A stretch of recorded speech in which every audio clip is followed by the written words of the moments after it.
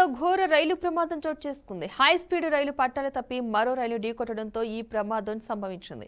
ఈ ఘటనలో సుమారు 21 మంది ప్రాణాలు కోల్పోయినట్లు అధికారులు వెల్లడించారు.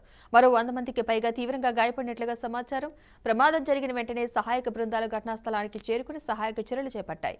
క్షతగాతులను అంబులెన్స్ల ద్వారా సమీప ఆసుపత్రులకు తరలించి చికిత్స అందిస్తున్నారు.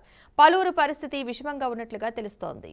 రైలు పట్టాలు తప్పడానికి గల కారణాలపై అధికారులు దర్యాప్తు ప్రారంభించారు. సాంకేతిక లోపం, సిగ్నల్ వ్యవస్థలో లోపం లేదా వేగం నియంత్రణలో తప్పిదమే కారణమా అనే కోణాల్లో విచారణ అయితే జరుగుతుంది.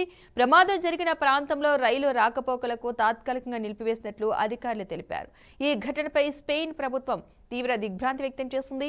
మృతుల కుటుంబాలకు సంతాపం తెలుపుతూ గాయపడిన వారికి మెరుగైన వైద్య సేవలు అందించాలని అధికారులను ఆదేశించింది. ప్రమాదంపై పూర్తి నివేదిక సమర్పించాలని రైల్వే శాఖను ప్రభుత్వం ఆదేశించింది. ప్రమాద దృశ్యాలు చూసిన స్థానికులు తీవ్ర భయాందోళనకు గురయ్యారని, రైళ్లు ఢీకొన్న సమయంలో భారీ శబ్దం వినిపించిందని తెలిపారు.